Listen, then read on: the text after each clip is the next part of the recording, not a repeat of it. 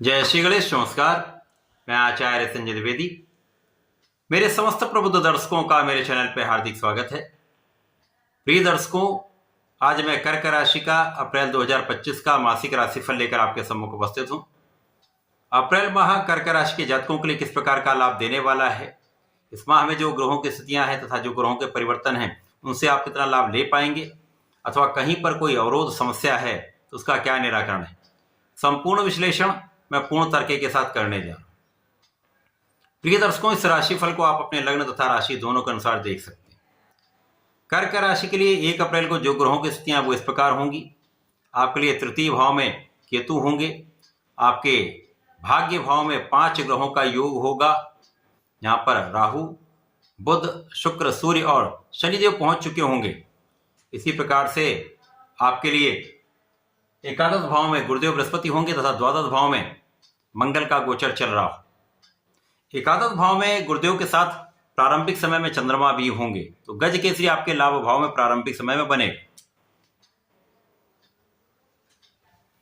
अब इस माह में पहला परिवर्तन मंगल का है, जब मंगल 4 अप्रैल को अपनी राशि का परिवर्तन करके लग्न में प्रवेश करेंगे। यहां पर ये अपनी नीच राशि में होंगे।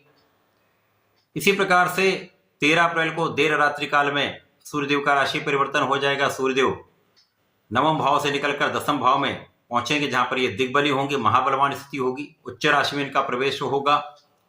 इसी प्रकार से इस माह में 7 अप्रैल को बुध वक्री से मार्गी हो जाएंगे। 14 अप्रैल को शुक्राचार्य भी वक्री से मार्गी हो जाए। तो ये संपूर्ण ग्रह स्थितियां बन रही हैं।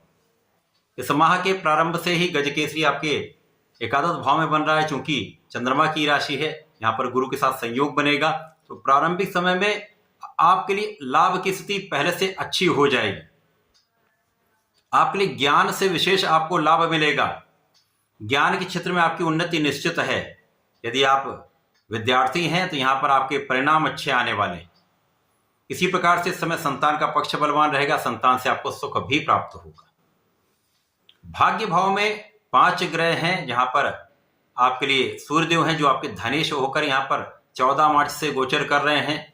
जहां पर अभी तक ये वीक होंगे, परंतु 1 अप्रैल से ये महाबलवान हो जाएंगे, जहां पर ये उच्चाभिलाषी भी होंगे और 15 डिग्री पर इनका गोचर महाबलवान स्थिति बनाने वाला है। तो अभी आ रही जितनी भी समस्याएं हैं, धन के मार्ग के जो बाधाएं हैं वो दूर हो जाएंगी। बुध यहाँ पर आपके लिए व्यय के स्वामी तथा आपके लिए पराक्रमेश हैं। तो यहाँ पर कहीं ना कहीं आपकी स्वास्थ्य समस्याओं के कारण कुछ व्यय जो हो रहा था, बिना कारण से जो व्यय हो रहा था, जो बिना कारण यात्राओं में आपका व्यय हो रहा था, वो समस्याएं आपके लिए चिंता का कारण बनी हुई थी। इसी प्रकार से आप परिश्रम उतना नहीं कर पा रहे हैं। जब आप पूर्ण परिश्रम नहीं कर पाते, पूर्ण प्रयास नहीं कर पाते, तो आपको आपके कार्यक्षेत्रों से सफलता भी प्राप्त नहीं होती। परंतु अप्रैल माह में जब सूर्यदेव महाबलवान स्थिति में आ जाएंगे और गुरुदेव यहाँ पर एकादश भाव में बलवान हैं, जिसके कारण कुंडली में 2 ग्रह जो ऐसे ग्रह हैं जो यदि कुंडली में बलवान हैं तो बहुत सारी समस्याओं का निस्तारण कर देते हैं। क्योंकि गुरुदेव की राशि में सूर्यदेव का गोचर उच्चाभिलाषी स्थिति में, तो यहाँ पर गुरु का बल भी बढ़ेगा और सूर्य यहाँ पर बुध के निर्बल प्रभाव को कम करेंगे। विशेष रूप से जब बुध मार्गी हो जाएंगे तो सूर्य के निकट पहुंचने की ओर इनका गमन हो जाएगा, जिससे बुधादित्य योग बनेगा तथा बुध का निर्बल प्रभाव समाप्त होगा, जिससे आपके परिश्रम में कई गुना वृद्धि हो जाएगी। अब बुद्धि का बल आपका श्रेष्ठ हो जाएगा। वाणी का भाव दूषित से एक अच्छा प्रभाव देने लगेगा, तो वाणी से भी आपको लाभ मिलने लगेगा। विवाद कम होने लगेंगे। इसी प्रकार से जब सूर्य उच्च राशि में चले जाएंगे तो ये स्थिति अत्यंत प्रबल हो जाएगी। परंतु उसके पहले मंगल जो द्वादश भाव में गोचर कर रहे हैं, जिसके कारण कर्क राशि के तात्कालिक रूप से मांगलिक दोष भी बना हुआ है तथा यहाँ पर ये आपके कर्म क्षेत्र के स्वामी होकर गोचर कर रहे हैं, जिसके कारण कर्म क्षेत्र में कहीं ना कहीं अवरोध या समस्या, बिना कारण से तनाव यहाँ पर बना हुआ था। जब ये मंगल आपकी लग्न में जाएंगे तो मंगल यहाँ पर नीच राशि में होंगे, परंतु यहाँ पर इनका नीच प्रभाव कम हो जाएगा। अब जब लग्न में मंगल आते हैं तो ऊर्जा का प्रवाह करते हैं। यदि ऊर्जा सही दिशा में जाती है तो आपके लिए लाभकारी होती है, यदि वो नकारात्मकता में चली जाती है तो आपके लिए कष्टकारी हो जाती है। तो मंगल का प्रभाव निश्चित रूप से यहाँ पर आपके लिए एक अच्छा प्रभाव देने वाला है, ऊर्जा का सही प्रवाह करने वाला है, क्योंकि यहाँ पर सूर्यदेव बलवान हो जाएंगे, तो मंगल के इस प्रभाव को ये नियंत्रित कर देंगे। अब सूर्य, गुरु और मंगल तीनों का एक अच्छा प्रभाव प्राप्त होगा। सुख साधनों के भाव में कुछ वृद्धि का अवसर आपको मिलेगा, नौकरी के भाव में प्रबलता आएगी, सरकारी सेवाओं में यदि आप हैं तो एक अच्छा अवसर मिलेगा, पदोन्नति का योग बनेगा, एक अच्छा लाभ यहाँ पर आपको मिल सकता है। इसी प्रकार से इस समय में यदि आप राजनीति में हैं तो अच्छा अवसर मिलेगा, लोगों के बीच में एक अच्छा प्रभाव आपका प्राप्त होने वाला है, यश प्राप्ति का योग बनेगा। यहां आप अपने ज्ञान का संपूर्ण उपयोग करेंगे। यदि आप अपने ज्ञान का संपूर्ण उपयोग अपने किसी भी क्षेत्र में आप हैं वहां करते हैं तो लाभ पहले से अधिक आपको प्राप्त होने लगता है। तो यहां पर निश्चित रूप से आपका धैर्य, आपका ज्ञान, आपकी नेतृत्व की क्षमता, आपका लक्ष्य पर केंद्रित होने का गुण तथा आपकी ऊर्जा का प्रवाह आपको लाभ देने वाला है। और सर्वश्रेष्ठ चीज यहां पर यह भी हो रही कि आपके लिए शनि की ढैया समाप्त हो चुकी होगी, जिसके कारण आपके कार्यक्षेत्र की बाधाएं दूर हो चुकी होंगी तथा स्वास्थ्य समस्याओं का अंत होगा, जिससे आप अपने संपूर्ण प्रयास कर पाएंगे। जितने प्रारंभिक समय में कुछ उतार चढ़ाव स्वास्थ्य में रहेगा, परंतु बहुत कुछ समस्याएं आपकी यहां पर सॉल्व हो जाएंगी। अब राहु का प्रभाव जो बुध को जड़ कर रहा था, जब वो दूर हो जाएगा तो भाग्य की निर्बलता यहां पर कम होगी, तो भाग्य का साथ भी आपको मिलने लगेगा। क्योंकि राहु जब निर्बल होता है तो जिस भाव में है, जिन ग्रहों के प्रभाव में है, उन ग्रहों का आचरण ये अपने में समाहित कर लेता है। तो यहां पर पहले से अधिक आपको भाग्य का साथ भी मिलने लगेगा। अब परिश्रम भी अच्छा हो जाएगा, भाग्य का साथ भी मिलेगा, तो आपकी समस्याओं का निस्तारण होना प्रारंभ हो जाएगा। भाई बहनों का सहयोग यहां पर आपको मिलने वाला है, तो अच्छे मित्रों का साथ मिलेगा। यहां पर कुछ भटकाने वाले लोग भी बनेंगे, कुछ अनावश्यक मित्र भी बन सकते हैं, इनसे आप दूरी बना के रखेंगे तो आपके लिए लाभकारी होगा।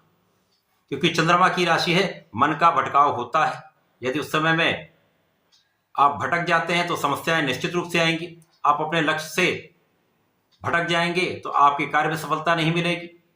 अनावश्यक तनाव, विवाद तथा अनावश्यक व्यय बढ़ जाता है, तो इनसे बचाव करें तो श्रेष्ठ लाभ आपको प्राप्त होगा। अब कार्य क्षेत्र में दिग्बली महाबलवान उच्च राशि में सूर्यदेव आपके लिए कार्य क्षेत्र में सर्व ओर से उन्नति का योग बना रहे हैं। उच्चाधिकारियों का सहयोग भी मिलेगा, शासन प्रशासन का सहयोग मिलेगा, शासन प्रशासन से संपूर्ण लाभ आपको प्राप्त होगा। आपके कार्य क्षेत्र में भी वृद्धि होगी, आपके अधिकार क्षेत्र में भी वृद्धि होगी। तो पूर्ण रूप से आपके लिए सफलता का यहां पर योग बन रहा है। इस माह में आपके लिए विवाह के योग बनेंगे। जिन जातकों का विवाह नहीं हो पाया है तो उनके लिए एक अच्छा अवसर यहां पर प्राप्त होगा, तथा बहुत कुछ ऐसी संभावना है कि मई तक इनके विवाह का योग संपूर्ण हो जाएगा। जीवन साथी के साथ सामंजस्य अच्छा होगा, साझेदारी में एक अच्छा लाभ आपको यहां पर प्राप्त होने वाला है। इस माह में जब बुध शुक्र दोनों मार्गी होकर कर्म क्षेत्र की ओर आगे बढ़ने लगेंगे तो यहां से आपके जीवन में बड़े परिवर्तन हो जाएंगे। यदि इस समय आप धर्म के मार्ग पर चलेंगे, अपने इष्ट का ध्यान करेंगे, अन्याय नहीं करेंगे तथा बड़ों का आदर करेंगे, विशेष रूप से अपने से बड़े लोग, अपने से आयु में बड़े गुरु तथा गुरु समान लोग तथा ब्राह्मण, इनका यदि आप आदर करते हैं तो इस समय में आपके कष्ट समाप्त हो जाए। बहुत कुछ चीजें आपकी अच्छी होने लगेंगी, क्योंकि कर्क राशि के लिए भाग्य के स्वामी गुरुदेव बृहस्पति हैं। यदि आप ऐसा करते हैं तो आपका गुरु बहुत बलवान हो जाएंगे, जिसके कारण आपके अंदर धैर्य भी बढ़ जाएगा, आपके अंदर ज्ञान भी बढ़ जाएगा, आपके आचरण में विशिष्टता आ जाएगी तथा व्यक्तित्व विशाल हो जाएगा, जिसका लाभ आपको जीवन पर्यंत प्राप्त होगा। इसी प्रकार से इस समय में निश्चित रूप से अप्रैल माह में आपके सुख साधन बढ़ेंगे, यहां पर किसी प्रकार का कोई संदेह। धन बढ़ेगा तो आपका सुख साधन बढ़ेंगे, सुख साधन का आप संपूर्ण उपयोग भी करेंगे, उपभोग भी करेंगे। माता पिता के सुखों में भी वृद्धि होगी तथा उनका आशीर्वाद भी आपको पूर्ण रूप से प्राप्त होगा। कर्क राशि के लिए अप्रैल माह में आपको नियमित रूप से भगवान सूर्यदेव को जल देना चाहिए। इस माह में ओम आदित्याय नमः का 27 बार जप नित्य करें तथा आदित्य हृदय स्रोतम का यदि पाठ कर लें तो विशेष लाभ मिलता है, नहीं तो गायत्री मंत्र का जप करें। इसके अतिरिक्त आपको प्रतिदिन भगवान गणपति के संकरनाशन गणेश स्तोत्रम का पाठ करना चाहिए अथवा गणेश अथर्व शीर्ष का पाठ करना चाहिए। यदि आप पाठ नहीं कर पाते तो सुन लीजिए, विशेष लाभ प्राप्त होगा। तो ऐसा करके इसका लाभ लें। धन्यवाद, नमस्कार।